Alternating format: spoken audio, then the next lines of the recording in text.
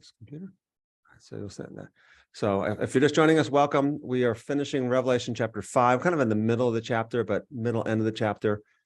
Revelation chapter 5, and then we'll discuss the beginning of chapter 6 and the first 6 seals in chapter 6. Well, I certainly won't finish it, but I gave you notes for chapter 6 in case we make it that far. I don't think we're actually going to make it to the notes. I think we're going to make it to the beginning of 6 and kind of start.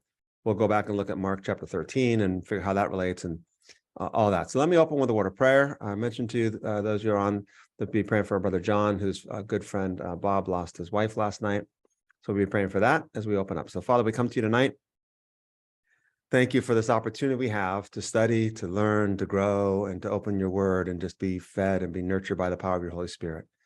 As you transform our hearts, as you convict our minds, as you convict our hearts, as you convict our lives, that we would indeed be those who follow the Lamb that was slain and be like Jesus, and help us to know what that means, not just in thought or in words, but in actions and in truth, as the gospel says.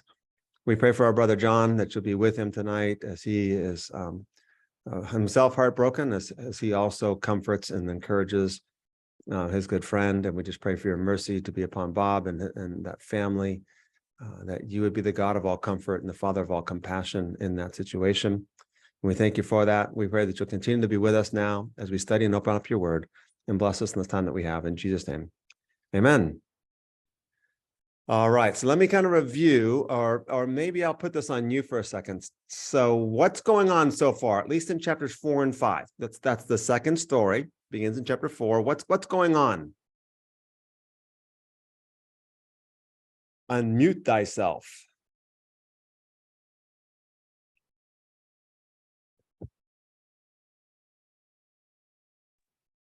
I would say John's painting a picture. Okay. He's using the imagery of the Old Testament, which his readers should understand, Right. to help us realize Christ's victory over death. And now he's presenting his will and testament as to what's going to unfold for the sake of the reestablishment of the garden and the kingdom on earth coming together as one. Very good. Imagery that we should have a grasp on. If you want to teach, my pizza is like in there. I'm going to go finish making it. So just go ahead and take. Very good. Someone want to add to that though?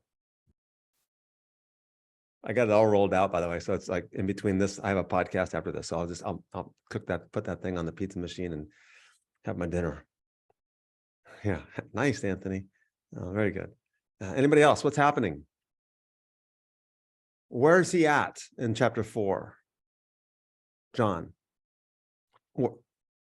He's in front of the Father's throne. Yes, it's a throne room. He's in the throne room. He's in the divine throne room. It's a throne room scene, like Ezekiel 1 that we read. I don't know if we read it or I think we did a number of weeks ago. He's in a throne room. All right, so he's the Father sitting on the throne. What's the Father have? Scroll. He's got a scroll in his right hand, and it's got how many seals on it? 7. 7. And Anthony already alluded to it, that's probably God's divine, that's God's will. It's a sovereign will. That scroll needs to be open. Why do we think the scroll is so important? What are some evidences or reasons for thinking that the scroll is like really, really important here? It has writing on both sides. Okay, it's got writing on both sides. Very good. It's got seals on it, which doesn't usually means it's somewhat important when it's the wax seal. Okay, yeah, sure, that's fine. I just closed the wrong document. It's got 7 seals, in fact, and the number 7 one signifies that it's important. Not somebody else, but any other thoughts? Only one person can open it. Well, actually, no one was worthy to open it, but then all of a sudden, one person is worthy, right? And that is The Lamb, Jesus. the Lamb, Jesus. Yeah. So the fact that only Jesus is worthy to open it tells you, hey, whatever this is, it's really important. All right, very good. Anything else?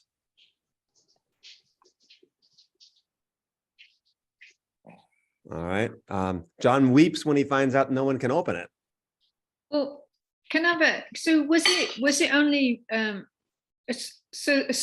normally a scroll with seals on it means it's actually meant for somebody specifically, right? So it was specifically meant for Jesus. Yes, I guess the way we would say that would be, yeah, it was specifically meant for the one who died and defeated death, right? Right. Yeah, or maybe even say it was meant for the true Adam or the true human, right? The true Son of Man, as Daniel 7 would say. Yeah, and it was only Jesus.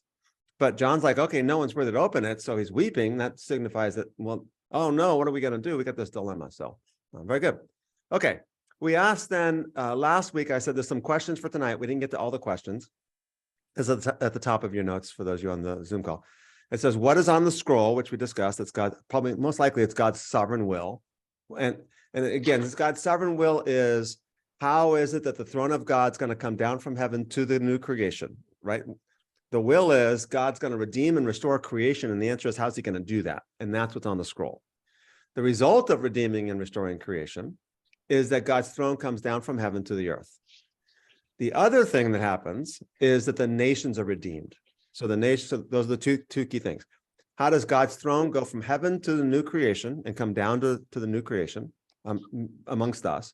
And secondly, how the nations are redeemed, which is, by the way, that's us too. We were called from the nations to the people of God, but nonetheless. All right, so what's on the scroll? Secondly, how did Jesus overcome? And we kind of alluded to that already tonight. What was the answer to that? Through death. Through death. Yeah, and we could add the resurrection too. That's fine. But yeah, but specifically, he was the lamb that was slain, but yet he was standing.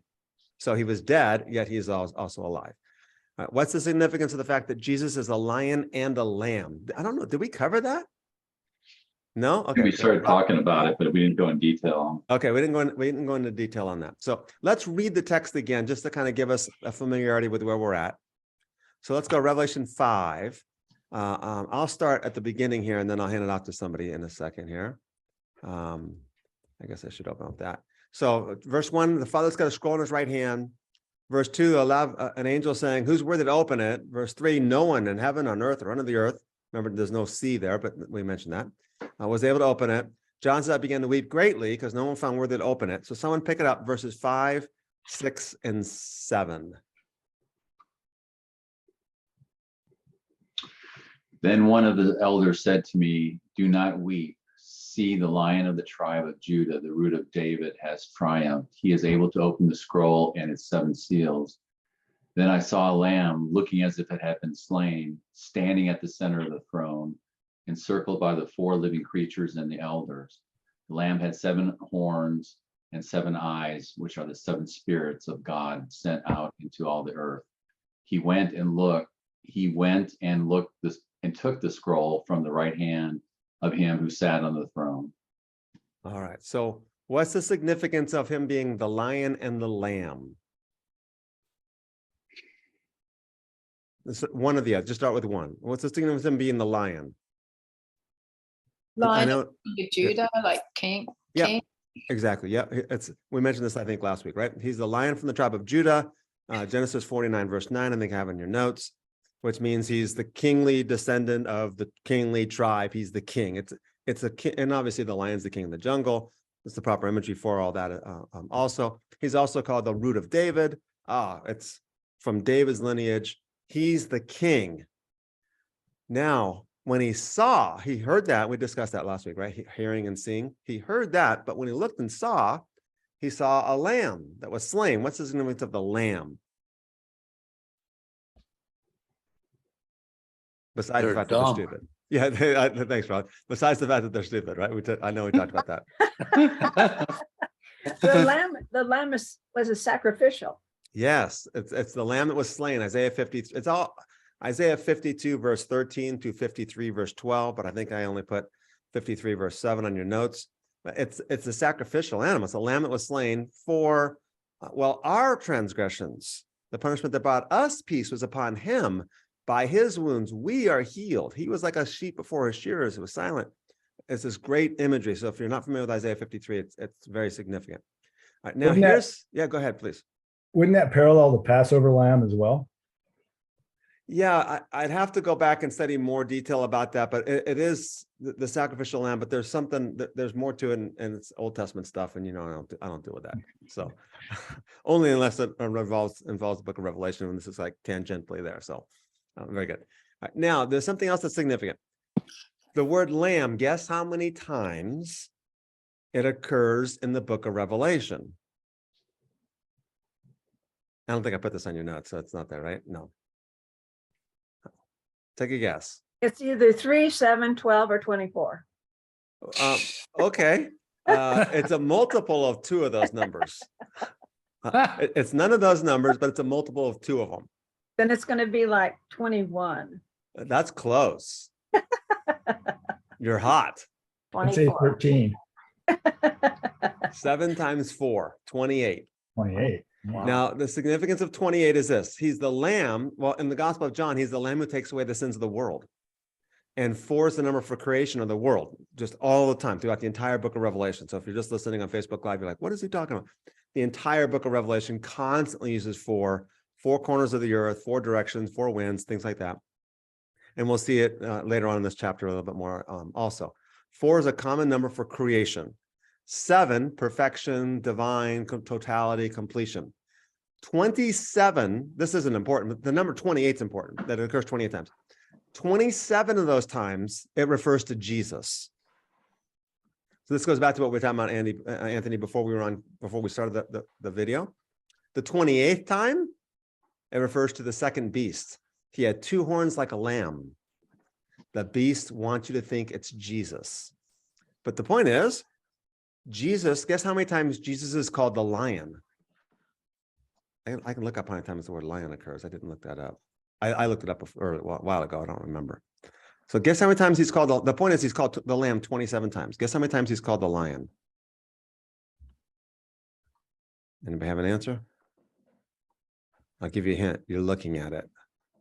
1. He's called the lion. Oh, that's the wrong document. I'm trying to look this up. Let me see if I can find it. Repetition. Here we go. All right, find lion. How many times will lion occur? 1, 2, 3, 4, 5, 6. Only 6 times. So he intentionally didn't use lion 7 times, only 6. But only one of those times is it referring to Jesus. And if you were in my, nobody on this call was in my church back in Bakersfield. Sorry, like they've all deserted me. But I preached a series through the book of Revelation, and what we discussed it was that the book of Revelation contrasts Jesus and the way he does power with the way the nations do power. And we'll look at this later because we haven't gotten to the nations yet. But Jesus's power is lamb power. He's the lion, but he's never called the lion besides this one time. He's called every other time it refers to Jesus. Not every time it refers to, because sometimes he might be the Son of Man or whatever, right? But he's the lamb 27 times. And the irony, by the way, is this. Think about the two. And we're going to see this in chapter 6 in a little bit. And that is, a lion is like to be feared, and a lamb, like one's the predator, one's the prey. Right? Actually, while you're there, let's just do it now. Chapter 6, look at verse 17. It's funny if you think about it. It's funny in light of this context. Actually, I'm sorry, it's verse 16 and 17. Verses 16 and 17 of chapter 6. Somebody want to read it? It doesn't, we'll get to the context later. Just what the point at hand is this.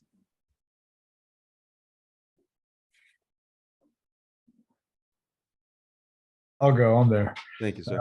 NRSV, calling to the mountains and rocks, fall on us and hide us from the face of the one seated on the throne and from the wrath of the Lamb. For the great day of their wrath has come, and who is able to stand? Right? I mean, okay, we get it, but the fun irony is the wrath of the lamb. Oh, it's a ferocious. It's not a lamb. There's no. You could have a lamb be like totally angry and ferocious, and it still wouldn't scare you. Right? And so the irony, obviously, the imagery of this lamb is it's the great day of his wrath, and because this lamb is the Son of God. So interesting irony. So it's lamb power versus lion power, and the book of Revelation stresses lamb power for Jesus. All right, so I think that's the answer number 3. Number 4, we'll go a little bit further now.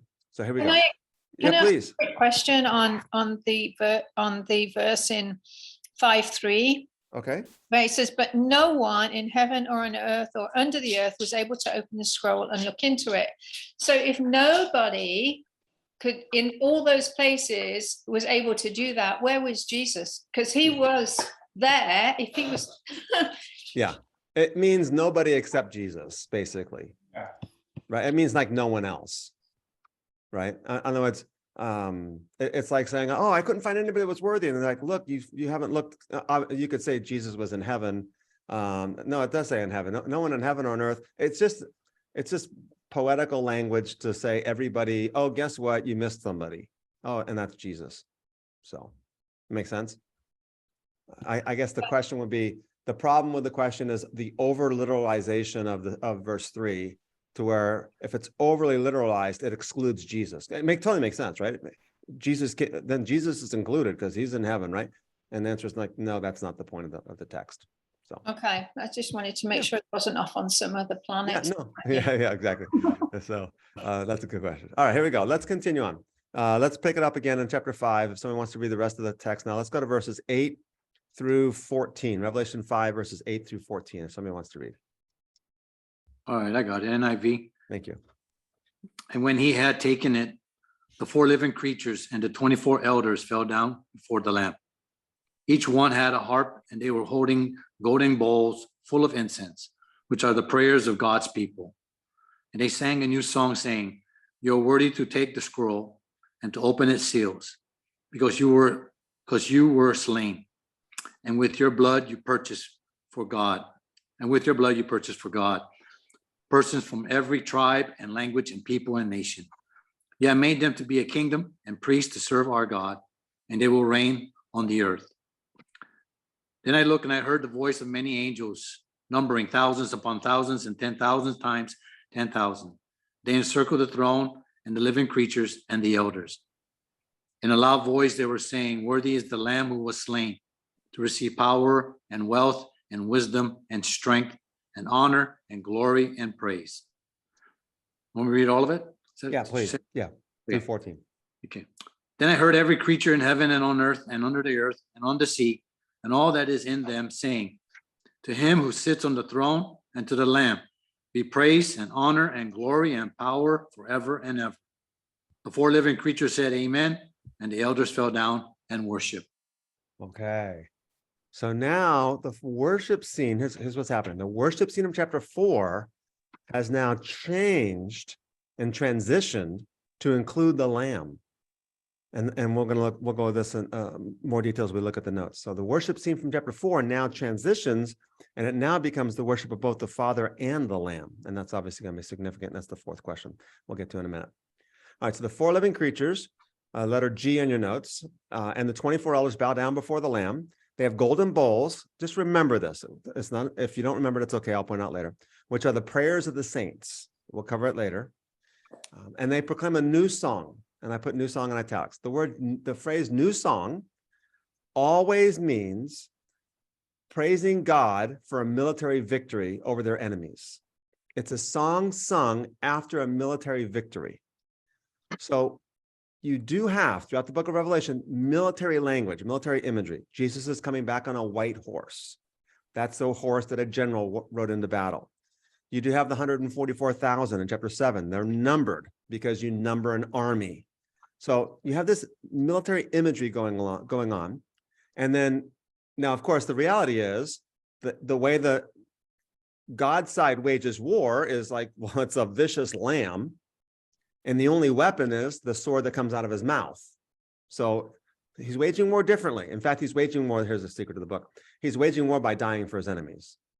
That's how Jesus wages war. And that's how God's people wage war, by dying for their enemies. But the point is, you still have this imagery of military victory and of war and conquest going on. And so Jesus and God are being described in that. Remember, God's on a chariot in Ezekiel chapter 1, because that's what a king rides in the battle. And God's chariot has wings and wheels and blazing fire and things like that. So it's a new song. We'll see this a couple times in the book, a new song, which is sung after a military victory over your enemies. And that victory was Jesus's victory on the cross. Jesus's death and resurrection was a military victory over the enemy, which is the devil. If the rulers of this world knew, they would not have crucified the Lord of glory. I mean, that's 1 Corinthians 2, some verse in early part of 1 Corinthians 2. I can look it up later.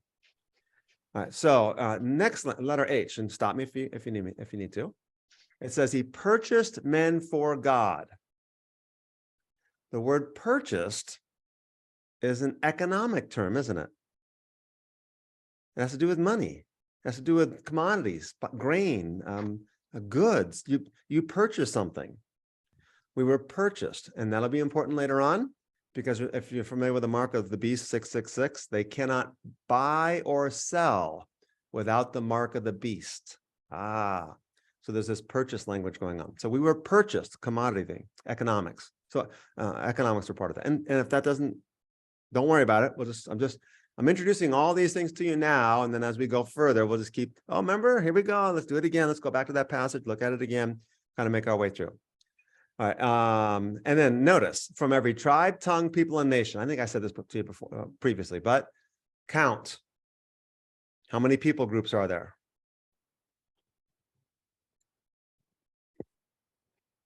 Tribe, tongue, people, and nation. 4. In fact, this phrase occurs 7 times. Oh, surprise. But if you have a chance, and I can do it, I have a document, I have it done already for you as well. If you go back, if you read chapter 5, verse 9, chapter 7, verse 9, 10, 11, we're not going to do it, but 10, 11, 11, 9, 13, 7, 14, 6, and 17, 15. Here's something that you would notice. The list is never the same, meaning he always changes the order. They're never in the fourfold reference to the nations, but they're never in the same order. And 2 of the lists, I believe it's the word, I think it's tribe he takes out. It's one of the words. He takes one of the words out and inserts kings. So, but it's 7 times, and it's always fourfold. It's never 5 or whatever it might be. So there, and again, the point of that is the meaning is enhanced by the numbers. The numbers don't determine the meaning. So it's all nations, right? And you purchase God from God, people from every nation, every tribe, tongue, people, and nation, fourfold. So notice this use, and there's going to be 2 uses of this, is referencing us, the church, Christians, believers, followers of Jesus. We were purchased from the nations. So we discussed before, and I mentioned just a little bit ago, that one of the key questions we have to ask is, how is it that the nations are walking in the New Jerusalem? Right? What has to happen so that God's throne comes down from heaven to the earth? And what has to happen so that the nations walk in the New Jerusalem? Because it says, the kings will bring their glory into it. The nations will walk by its light, and the kings of earth will bring their glory into it. You're like, oh, cool. That's awesome. Well, right now it's like, well, that's because God called his people and we're from the nations. But later on, the nations are actually going to be working for the beast. The nations are going to be the one who are deceived by the beast. The nations are going to be the one who, in fact, when the 2 witnesses are killed, this is chapter 11, verse 9. It says they rejoiced at the death of God's people, and the 2 witnesses are God's people. So the nations are always opposed to God, but we are called from the nations at the same time. And it's important to remember, the nations are not the enemy. The enemy is the dragon, right? And this is what got Jesus into trouble. Rome's not your enemy, he said. It's the devil.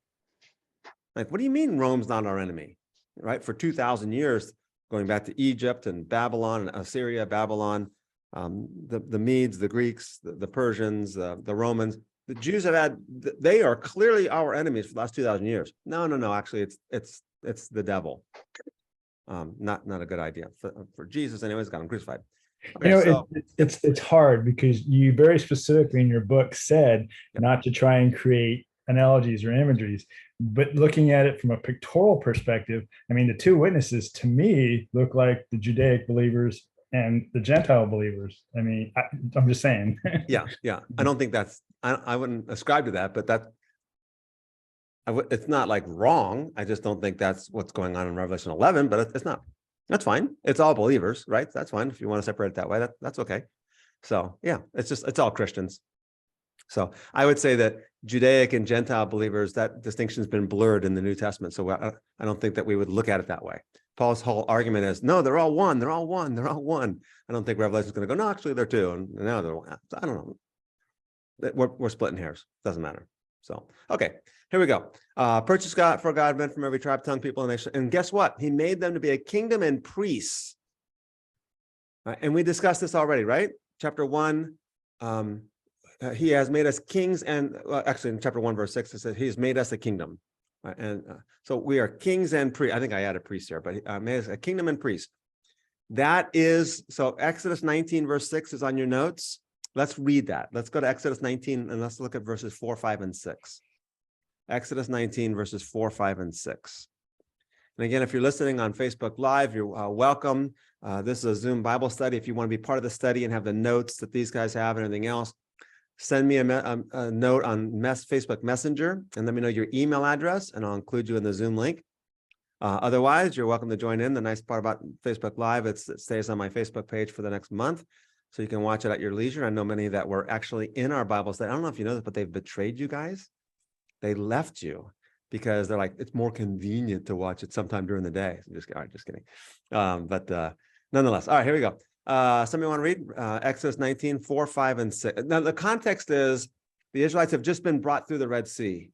And Moses goes up on the mountain, verse 3. Moses went up on the mountain and the Lord called him. And it says, thus you shall say, this is verse 3, to the house of Jacob and tell the sons of Israel.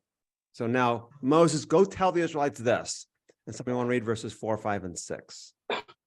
You yourselves have seen what I did to Egypt and how I carried you on eagle's wings and brought you to myself. Now, if you obey me fully and keep my covenant, then out of all nations, you will be my treasured possession.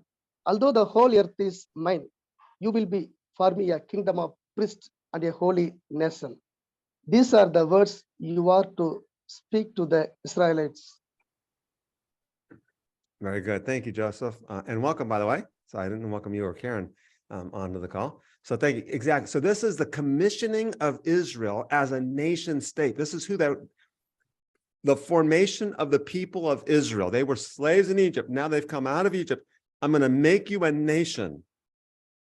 And here's your task. Here's your job description. Here's your assignment. You're going to be kings and priests. Remember, Adam was a king, and Adam and Eve were kings and priests, or kings and queens and priests. This is the fulfillment of God's plan for humanity. This is your task. And he has made us a kingdom and priests to our God. And 1 Peter chapter 2:9. I didn't put 1 Peter 2:9 on there, but that's okay. That's the Old Testament context.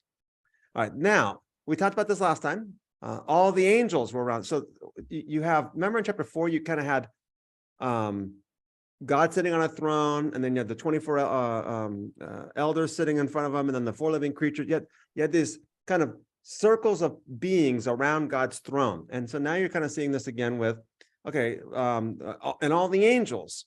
And we discussed this last week, but there are 10,000s plural of 10,000s plural, which means you can't count that number.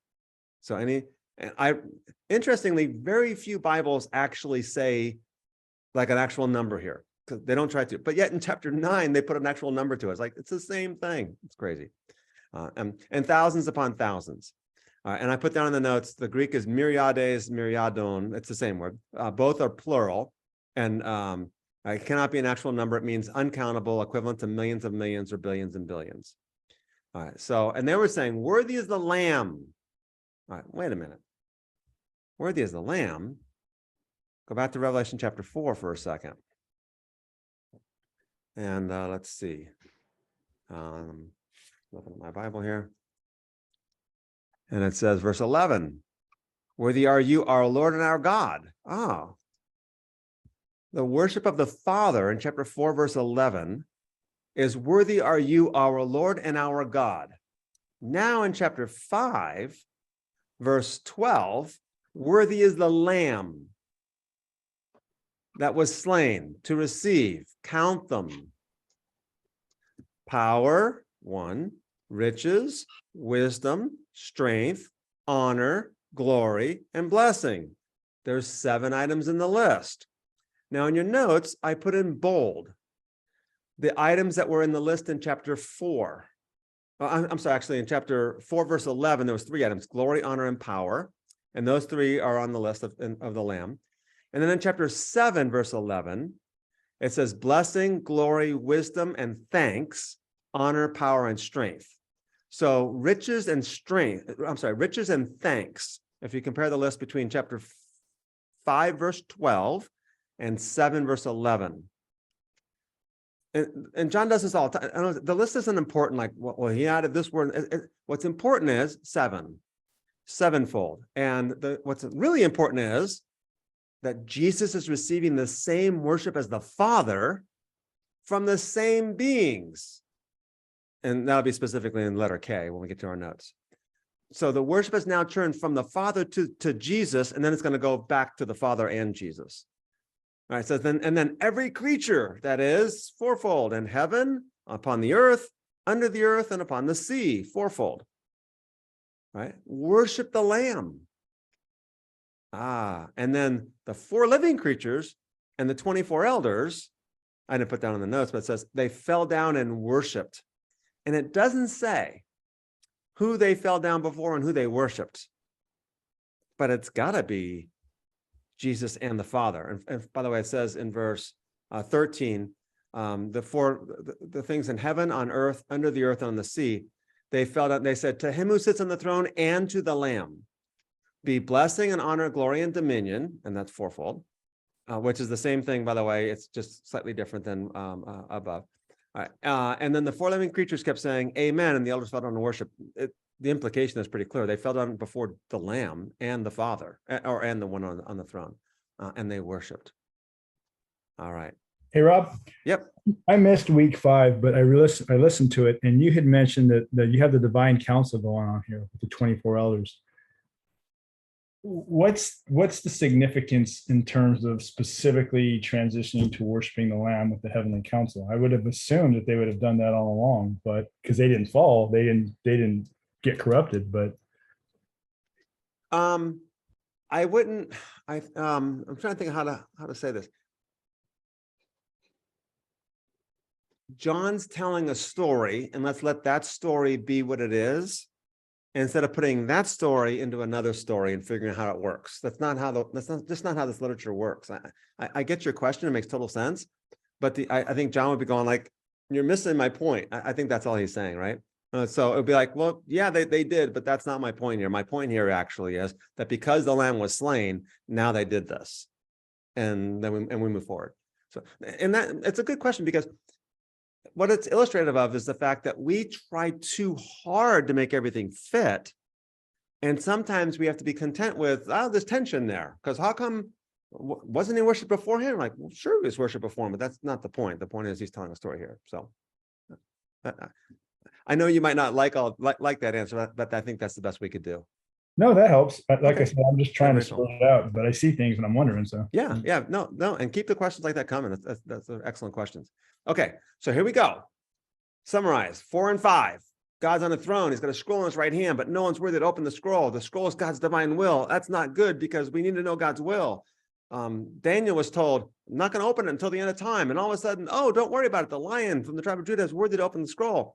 He's overcome and he's defeated death by dying and rising again. He's worthy to take the scroll and open it. And oh, he takes the scroll, and all the beings who are worshiping the Father now begin to fall down before Christ. You are worthy because you purchased for God with your blood men from every tribe and tongue and people and nation. You've made them to be kings and priests, and they will reign.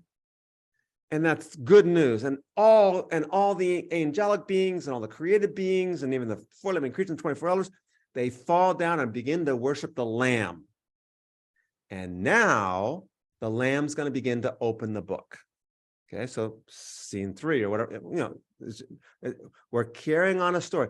If we don't recognize that John's carrying on a story, we're going to fall into some trouble later on at different points in time. So, okay, so let's go to chapter 6. And I gave you notes, but I doubt that we're going to get to them. But you can pull it out. You can open them up if you want.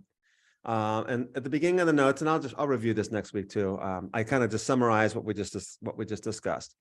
So maybe in the middle of that first page of your notes, it says now in 6, 1 through 17. You guys see what that is in your note if you have the notes? Now in 6, 1 through 17, the Lamb's going to begin opening the scroll. However, only the breaking of the first 6 seals are presented in this chapter in 6, 1 through 17. We're going to have to wait till chapter 8 for the 7th seal. And I'll explain why that's important later on. All right, next paragraph. John describes the breaking the seals one at a time. And after the breaking of the first 4 seals, John learns of some catastrophic events that take place. Very, very, very important to understand the 7 seals, or whatever you want to say, the 6, whatever it might be. The first 4 stand out. And we're going to discuss this. The first 4 are an entity, and they're separate from the last 3. And I'll explain what's going on there. All right, so Now, it's widely believed that the seventh, everybody see where I'm at in the next paragraph? It's widely believed that the seven seals present the first of three series of judgments: the seven seals, the seven trumpets, and the seven bowls. But as we're going to see, only the sixth seal is judgment, right? We kind of read the end of the sixth seal already. Save us, because the great day of the wrath of God has come. The wrath of the one who sits on the throne and of the Lamb has come. Okay, the sixth seal is judgment. That's fine, but the first five aren't, and I'll defend that as we move forward. All right, so only the sixth seal can be described as judgment. In order to understand the role of the seals, it's essential to note the parallel, or parallels, plural, I guess I should say, between the first four seals and Jesus' sermon in Mark 13. And we're going to look at those two passages now. So don't go to Mark 13 yet. We're going to look at Revelation 6 first. All right. What we will learn is that the first four seals relay, this is the answer. This is what I think the answer is. And then I'll explain why I think this is the answer between this week and next week. The first four seals relay what happens between the time of Jesus' resurrection until the end. They are not judgments upon the world. In fact, the people of God are among those who are suffering. If they're judgments on the world, then you got to account for why the people of God are suffering too. And you're like, where does it say that they're suffering? So let me see if I can explain that. So the first four seals, so just look down at your notes for just a second further before we read. And then we're going to read the text. The first four seals are distinct from seals 5 and 7. All right. And they're distinct by structure. We're going to read it, and I'll explain that in a minute. The first 1 through 4 affect the people of God. I guess you say, we might add the word also. It doesn't, I'm not saying that they affect only the people of God. I'm not saying that they affect the people of God also. Number 5 is the result, and number 6 is the response. So let's go ahead and read. Let's not go any further. Let's read Revelation 6. And maybe if someone wants to take the first seal, which is verses 1 and 2, someone else take this, someone take each one of the seals. So there'll be 6 readers.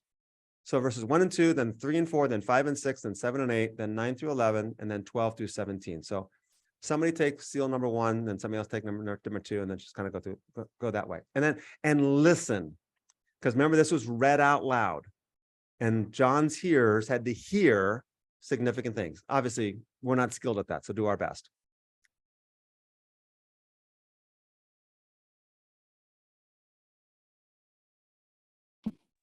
I got it. Oh, I got it. All right. NIV. I watched as the Lamb opened the first of the 7 seals. Then I heard one of the 4 living creatures say in a voice like thunder, "Come." I looked, and there before me was a white horse. Its rider held a bow, and he was given a crown. And he rode out as a conqueror bent on conquest.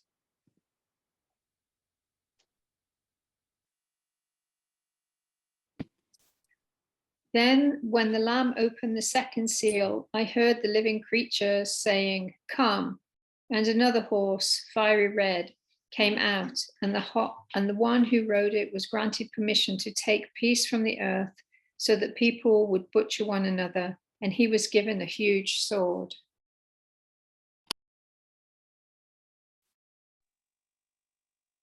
When the Lamb opened the third seal, I heard the third living creature say, "Come." I looked, and therefore me was a black horse.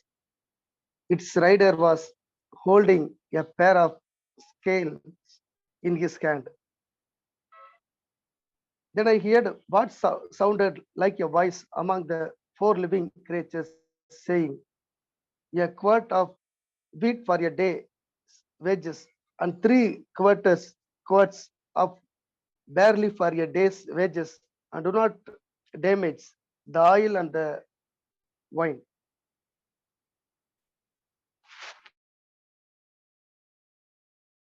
When the when the Lamb opened the 4th seal, I heard the voice of the 4th living creature say, "Come." I looked, and there before me was a pale horse. Its rider was named Death, and Hades was following close behind him. They were given power over 1/4 of the earth to kill by sword, famine, and plague, and by the wild beasts of the earth.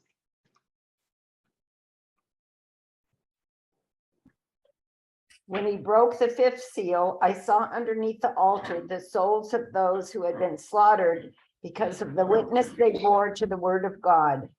They cried out in a loud voice, "How long will it be, holy and true master, before you sit in judgment and avenge our blood on the inhabitants of the earth?" Each of them was given a white robe, and they were told to be patient a little while longer until the number was filled of their fellow servants and brothers who were going to be killed as they had been.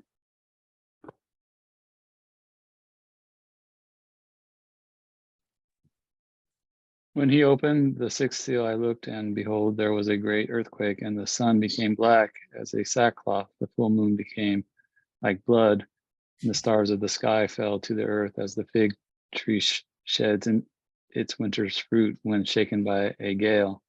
The sky vanished like a scroll that is being rolled up, and every mountain and island was removed from its place.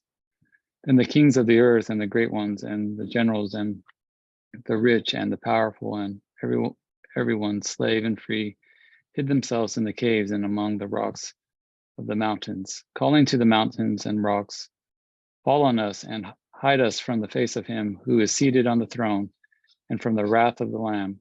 The great day of their wrath has come, and who can stand?" All right, excellent.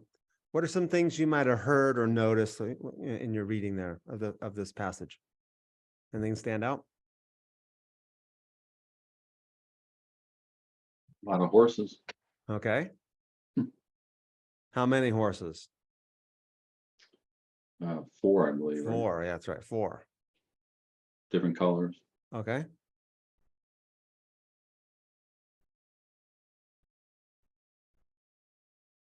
Anything else?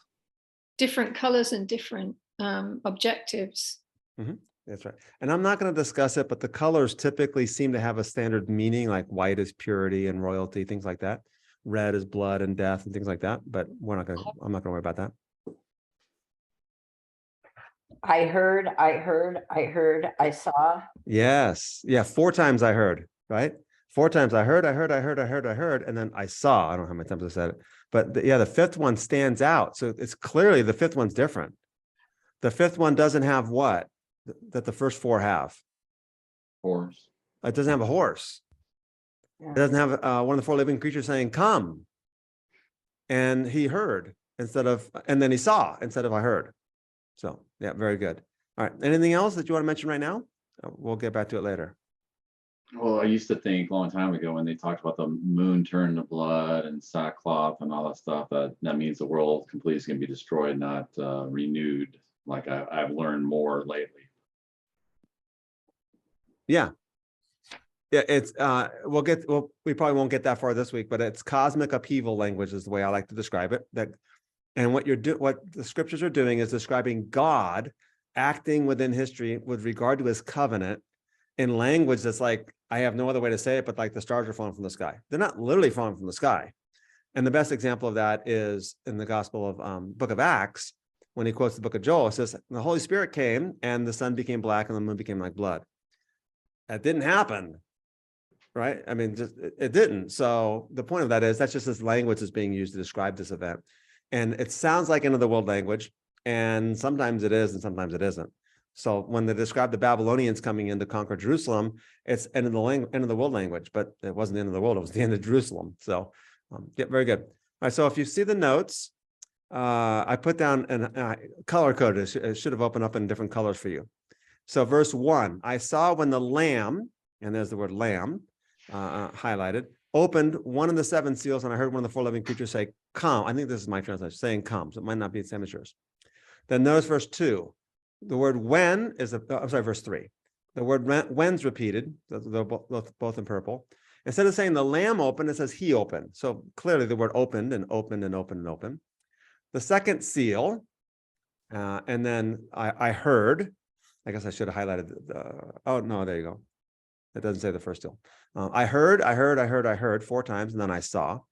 And then one of the living creatures 4 times, in verses 1, 3, 5, and 7. And then come in verses 1, 3, 5, and 7. So clearly the first four are marked separately. So there's something different from them. They're set apart from the last three, or certainly from the last three. And then the fifth one says, when you open the fifth seal, I saw. All right, I put down on the top, up above that, in bold, it says 6:1-15, the first six seals. See Zechariah 6:1-8. If you want to look at that later, go ahead. That's where you're going to get the multicolored horses from. But they're not identical with the four horses in the book of Revelation, but that's the source. And then you'll see Mark 13. That's what we're going to look at now. Mark 13, 1-13. So let's go to Mark 13. This is the key. If you don't understand the fact that these are parallel, then we're going to misunderstand the seven seals, or the first four seals. And again, stop me, because now we've reached the point where the book begins to get confusing.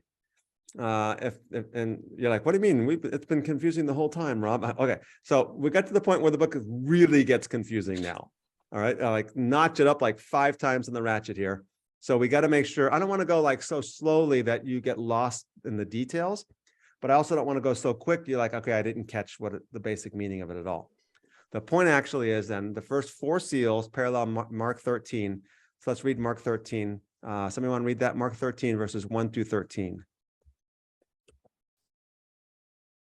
Yes, he was leaving the temple. One of his disciples said to him, "Look, teacher, what massive stones, what magnificent buildings. Do you see all these great buildings?" Replied Jesus, "Not one stone here will be left on another. Everyone will be thrown down." Yes, Jesus was sitting on the Mount of Olives opposite the temple. Peter, James, John, and Andrew asked him privately, "Tell us, when will these things will happen? And what will be the sign that they are all about to be fulfilled?" Jesus said to them, "Watch out of that no one deceives you. Many will come in my name, claiming, 'I am he,' and will deceive many. When you hear of wars and rumors of wars, do not be alarmed.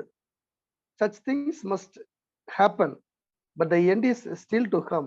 Nation will rise against nation, and kingdom against kingdom.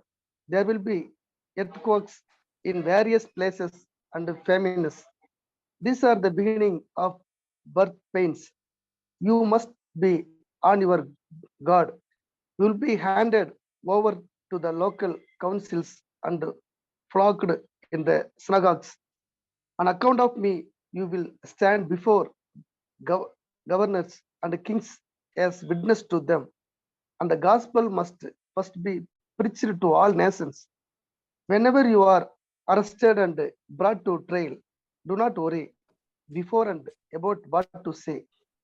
Just say whatever is given you at the time, for it is not you speaking, but the Holy Spirit. Brother will betray brother of death, and your father his child. Children will rebel against their parents and have them to put to death. All men will hate you because of me, but he who stands firm to the end will be saved." Very good. Thank you. All right. So this is often a misunderstood passage. And I have a chapter in my book, Understanding the New Testament and the End Times, on Mark 13, if you want to look at that, get some more detail. First is the context of the chapter, or of this saying, at least this part that we've read, is Jesus saying that Jerusalem is going to be destroyed. Right? So, hey, Jesus, look at these great temple buildings, these wonderful stones, verse 1. Verse 2, look, not one stone is going to be left upon another, and that will not be torn down. They're like, what?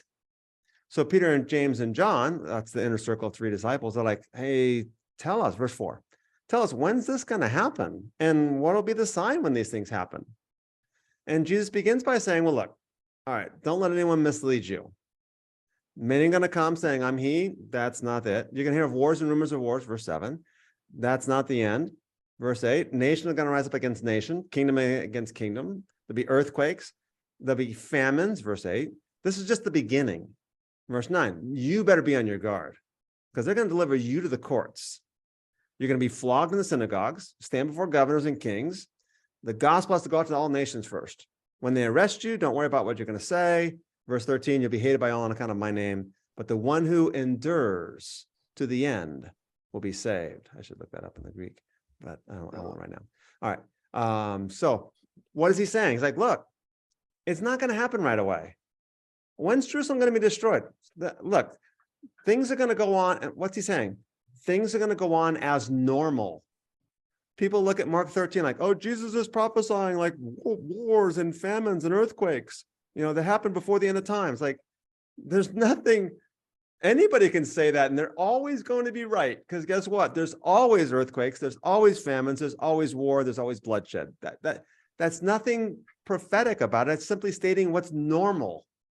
So what Jesus is saying is, hey, look, Jerusalem's going to be, by the way, I think it's the year 30 AD when Jesus is crucified. So if we date Mark 13, like near the end of Jesus's life, that's fine. So it's around the year 30 AD. Jerusalem's going to be destroyed.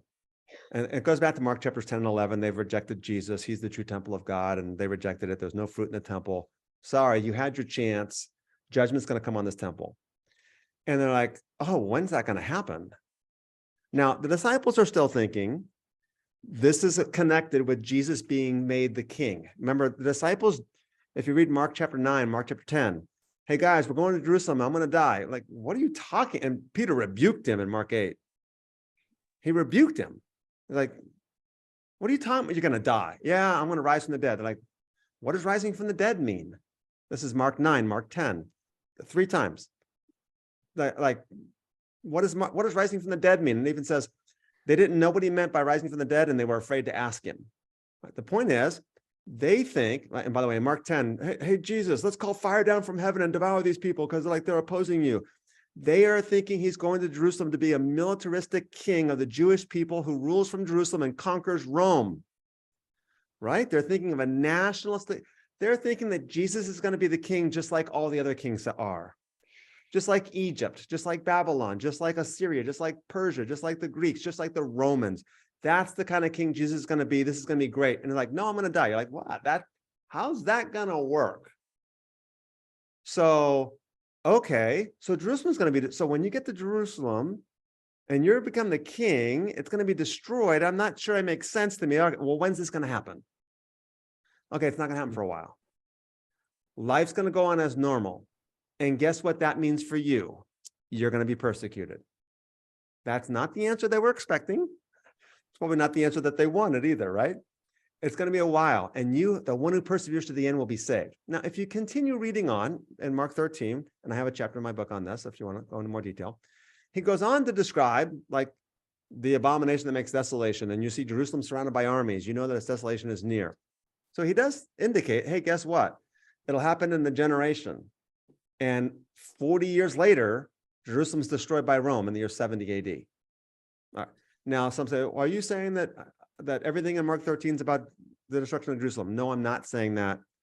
And if you're listening online or if you're in the study, you're like, is Rob a preterist? I'm not going to worry about defending it. Like, no, I am not a preterist. That I do not believe that idea. But I do think that at this point in time, he's talking about the destruction of Jerusalem. And he's giving his disciples an indication that it's going to go on like for normal, like for a little while. And it's also going to be including your suffering. Now, if you go back to Revelation 6 and you start going through what's happening, it's the same exact thing. A rider on a white horse, false, don't be deceived. There'll be false prophets and false Christ, but that's not me. And there's going to be war and bloodshed. Well, that's wars and nations are rising against nation. Then there's going to be a guy with the scales in his hand, a quart of wheat for a denarius and 3 quarts of barley for a denarius. That's high levels of inflation. That's famine. Right. And then guess what? The 5th seal, I think the 4th seal is just, we'll get to this later, but it's just like summarizing the first 3. So the 4th seal is like not adding anything new. It's just a summary. So you got false Christ, war and bloodshed, famines, all this bad stuff. And then the 5th seal is what? It's the people of God saying, how long? Which is not in Mark 13, but you can imagine after 40 years, the disciples are like, how long? Because if Jesus is saying Jerusalem's going to be destroyed, and it's not going to be for a little while, and you're going to suffer. They're going to flog you in the synagogues, brother against brother, they're going to kill you.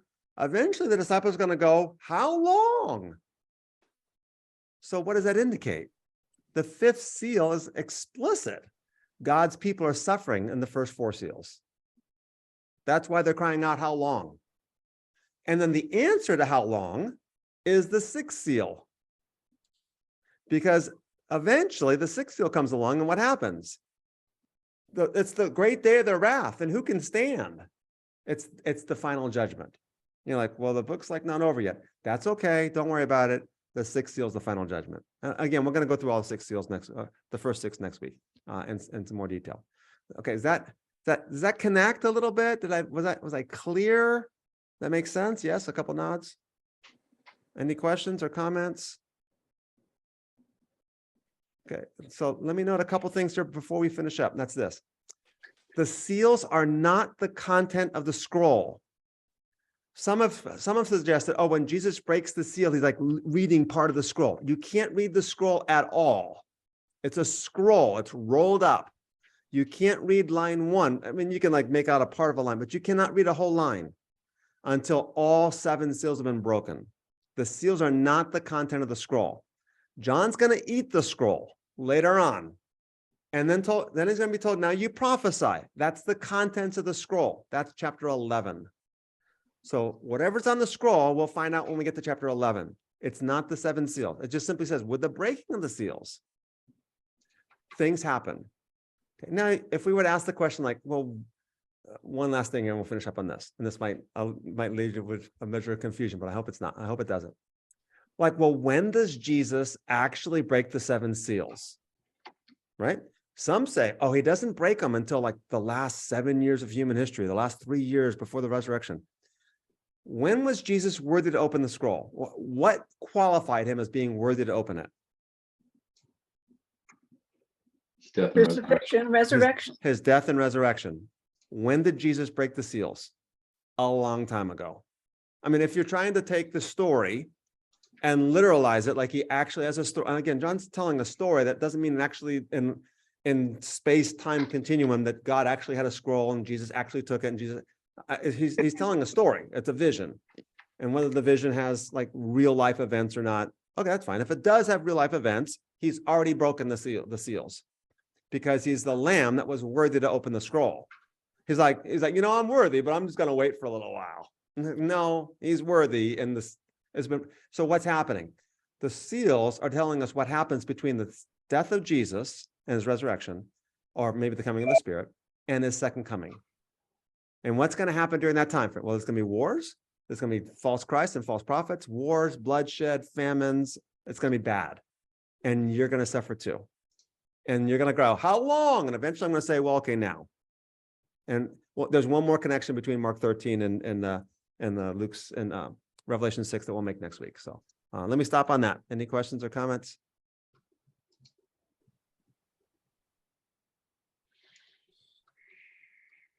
Can I ask a question, Of Rob? course, yep.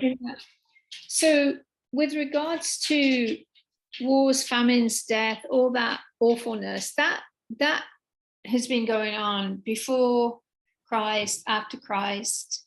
So what makes that significant? Why?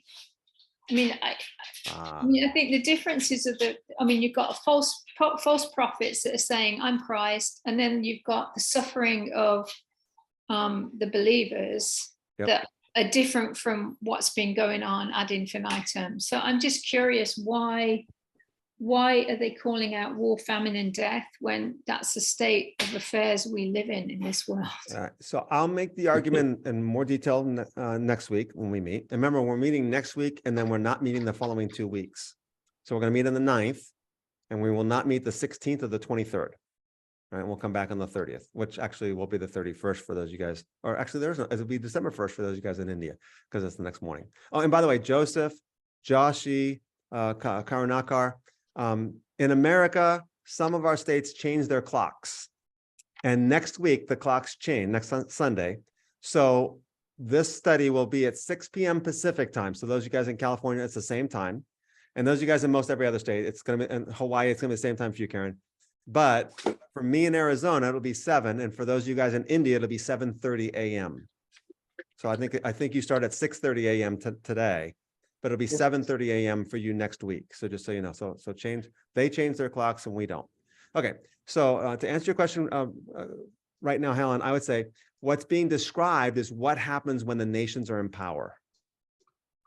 This is what happens when the nations rule. This is what happens when humanity is left to rule, like Adam and Eve kicked out of the garden because they decided we're going to rule for ourselves. And this is the consequences. That's what's happening here. And then it's like, well, how long are you going to let this go on? And that's the key question in the 5th seal. How long are you going to let this happen? And I won't say it now, but we saw the answer in Mark 13, and I'll refer to it again next week. And then the answer will be in chapter 6, verse 11. So, okay. Yep. All right. Anybody else? Hey, Rob, this is Scott. Hey, Scott. Good to see you. Good to see you. So going back to Mark 13, Mhm. the very first, well, I don't know if it's the very first, but the verse that talks about let no one deceive you. Yep. Well, my experience has been if you're being deceived, you don't know it. Anyway, maybe people are a little bit more savvy, you know, when they get spam emails these days. But I think typically if somebody's really good at deception, you're going to be snared. I think I would be snared. I don't know about you, but you probably, you know. But I think it's hard for me to read this and really think that I'll come through and persist through all of this stuff through the ends, which is I don't know where that verse is, but you know, it's at the very end of the thing. But Yeah, 13. where you will be, you know, you will get through it at the end. I don't see myself as being that strong. Okay. And I don't know about other people, but so number one on you know, is there a test for deception? I mean, how do you really know?